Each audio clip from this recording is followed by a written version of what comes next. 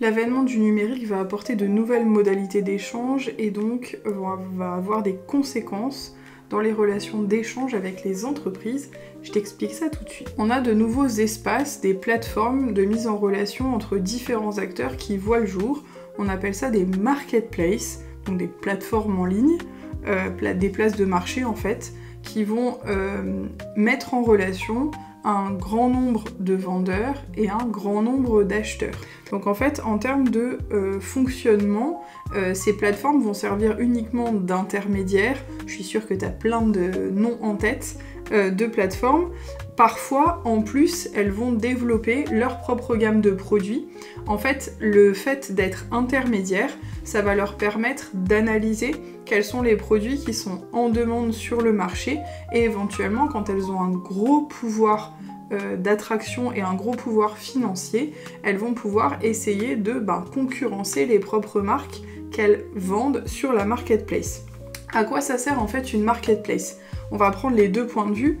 D'un aspect vendeur, c'est intéressant d'avoir une marketplace puisque ça enlève la difficulté de devoir créer un site internet ou alors un tunnel de vente, en fait on appelle ça, donc un canal qui va amener à générer des ventes. Là en fait la plateforme est une plateforme qui est tout en un et clé en main.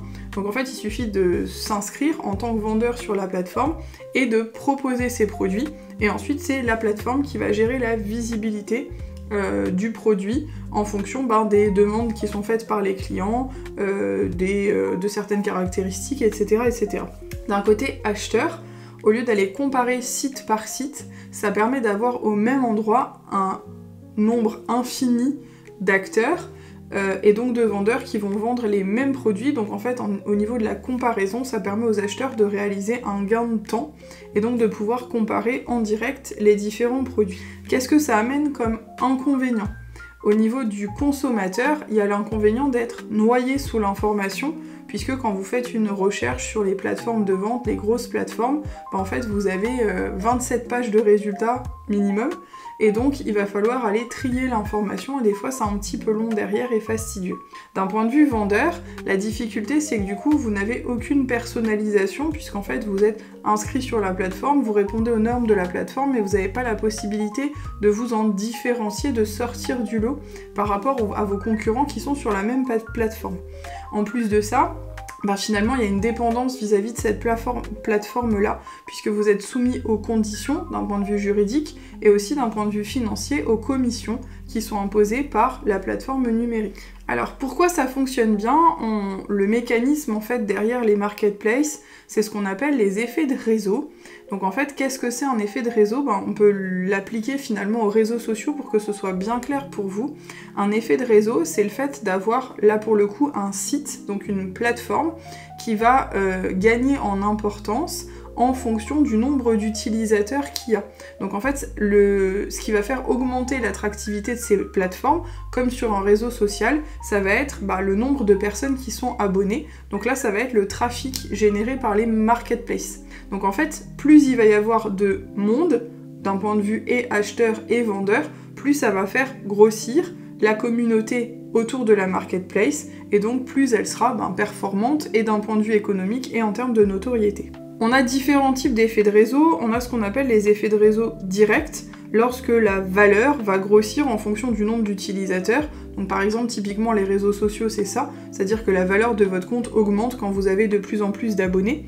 Et vous avez des effets qui sont indirects, lorsque l'augmentation du nombre d'utilisateurs va permettre de créer davantage de services ou d'avoir accès à davantage de services ou davantage d'offres de partenaires. On a aussi des réseaux qui s'appellent croisés, donc pour les marketplaces typiquement c'est ça, lorsque chaque intervenant sur le marché va trouver un avantage de la présence des autres.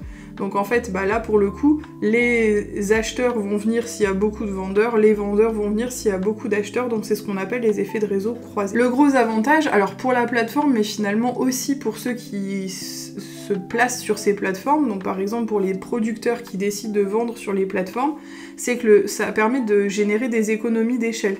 Après, voilà, il y a le montant qui est demandé en tant que commission qui dépend de l'attractivité, mais il faut quand même se dire que par rapport à un site internet qu'il faut créer tout seul, où du coup, en fait, le coût est supporté par une seule et même entreprise, là, comme en fait, vous avez qu'une inscription, et plus il y a de personnes qui sont inscrites sur le site, et moins ça va coûter cher de rentabiliser les investissements. Donc là, ce serait les investissements par rapport à la marque, par rapport à l'ergonomie du site, etc. Donc en fait, par personnes inscrites sur la plateforme, ça va coûter de moins en moins cher. Comme le pouvoir d'attraction qui est lié aux effets de réseau, il est exponentiel, puisqu'en fait, il grossit là pour le coup, alors des deux côtés quand on parle de marketplace, et en plus de ça, plus c'est attractif, plus ça génère du monde, plus ça génère du monde, plus c'est attractif. Donc du coup, ça va permettre de construire ou de renforcer ce qu'on appelle une position dominante sur le marché, ce qui fait que les marketplaces les plus importantes, elles sont en situation de quasi-monopole ou oligopole, c'est-à-dire que ça va être très difficile ensuite de venir concurrencer ces types d'entreprises-là sur leur niche, puisqu'en fait, elles ont développé une notoriété telle et elles ont un pouvoir de vente qui est tel que c'est très difficile de venir les concurrencer. Par rapport à ça, on a différentes entreprises qui sortent du lot. On a donc dans un premier temps les GAFAM, dont on a entendu le plus, qui sont des entreprises américaines qui sont leaders sur leur marché. Si vous voulez plus d'informations sur ces points-là, n'hésitez pas à le demander en commentaire.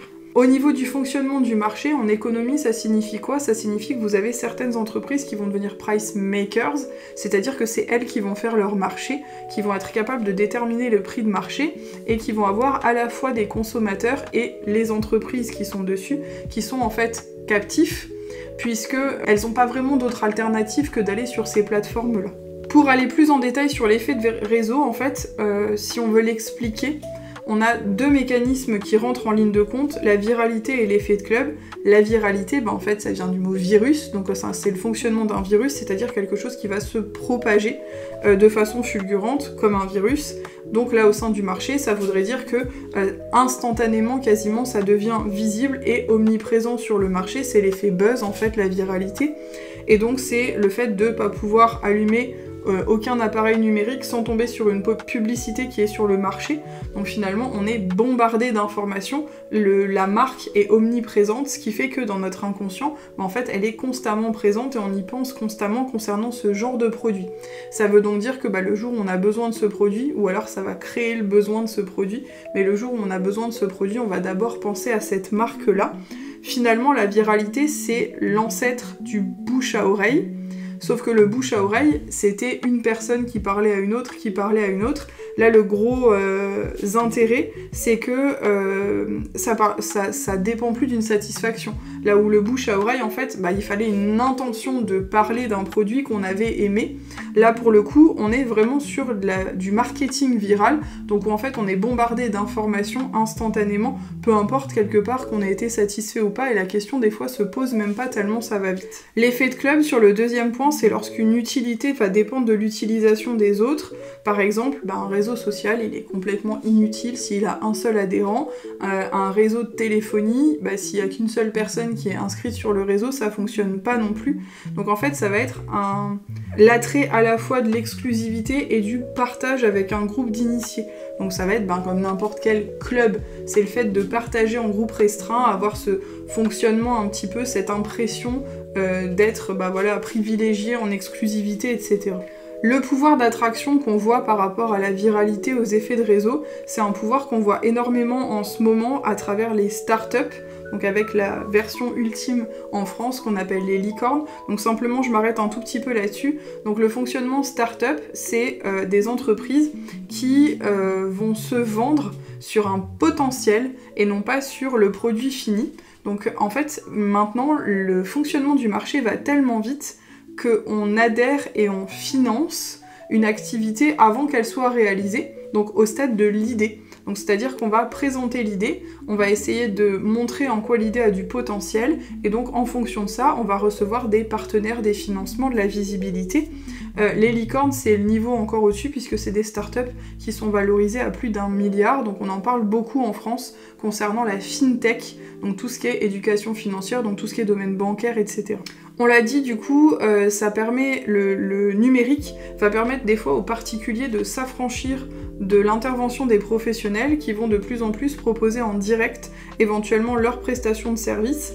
Ça permet d'avoir une économie qui est plus collaborative, ou des fois ça va être du troc. Donc en fait, je fais le jardin contre garde de mes animaux. Donc ça se fait beaucoup sur des services entre voisins. Vous avez des comptes spécialisés en fait sur des plateformes qui permettent ce genre de troc, de service. Donc là, on sort vraiment de la spécialisation telle qu'elle est vue d'un point de vue traditionnel, et on l'a dit aussi dans une autre vidéo, mais ça fonctionne aussi pour ce qui n'est pas marchand, puisque pour les démarches administratives, le numérique permet de s'affranchir en fait de l'intervention de professionnels. Dans toutes vos démarches administratives, maintenant, en tout cas la plupart, vous n'avez plus d'intervention d'une personne, c'est vous en direct qui renseignez en fait les champs et les documents que vous avez à transmettre pour la réalisation de démarches administratives, et ensuite vous avez directement un retour.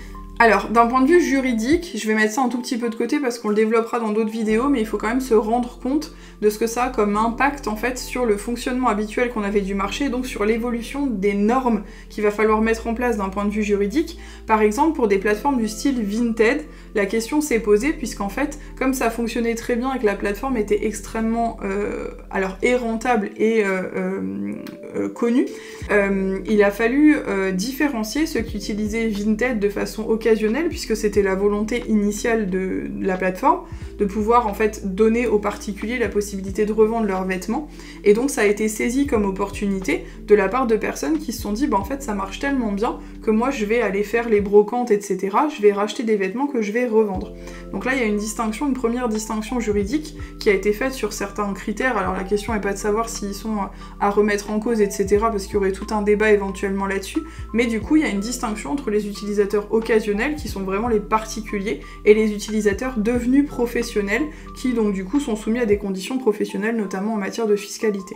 Je l'ai dit aussi dans d'autres vidéos, un des enjeux, ça va être du coup le traitement des données personnelles, alors à différents niveaux, c'est-à-dire le fait de bien comprendre, nous en tant que consommateurs, que c'est devenu un réel produit de vente, nos données personnelles, puisqu'en fait, en s'inscrivant sur une newsletter ou quoi que ce soit, vous allez avoir des propositions commerciales qui vous sont envoyées, et donc sans faire très attention, vous vous retrouvez à avoir une centaine de messages dans votre boîte mail par jour. Alors ça, juste petite parenthèse, c'est pas très écologique, donc pensez à vous désabonner des newsletters que vous utilisez pas et à supprimer vos mails. Voilà, parenthèse fermée.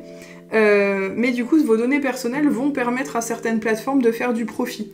Donc il y a un encadrement qui est fait de l'utilisation de vos données personnelles. À vous aussi d'être vigilant au moment de la transmission des données, à pas transmettre vos données personnelles à tout va et à vous demander quelle est l'utilisation qui peut en être faite quand des fois ça vous est demandé. Au-delà de ça, on a aussi donc une réflexion qui est faite autour de la stratégie fiscale de ces entreprises, sachant que de toute façon en fiscalité on a une difficulté, c'est-à-dire qu'on a une limite qui est des fois difficile à cerner entre ce qui est de l'optimisation fiscale, qui légalement est autorisée, et ce qu'on considère comme de l'abus de droit, c'est-à-dire quand on détourne une loi fiscale de sa finalité pour générer des avantages fiscaux.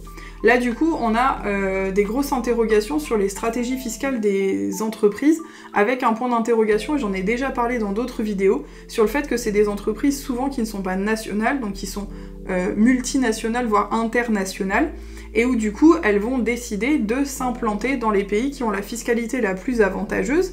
Alors d'un point de vue global, on le comprend au niveau de la stratégie de l'entreprise, d'un point de vue des États, ça pose problème, puisqu'en fait ils s'implantent en France, pour le coup, ils vont générer des bénéfices en France, mais juridiquement, leur siège social n'est pas situé en France, ce qui fait que, en fait, ils jouent, entre guillemets, avec les règles. Alors, c'est pas une critique, hein. Ils jouent avec les règles pour que ce soit en leur faveur, mais d'un point de vue des États, ça pose problème au niveau de l'imposition, puisqu'ils estiment que les activités qui sont générées sur le territoire français pour des consommateurs français devraient être imposées en France. Donc il y a tout un questionnement qui est fait sur ce terrain-là. Des États vont militer pour une régulation des activités au-delà en fait d'un seul pays, donc ils voudraient que ce soit des règles qui soient internationales.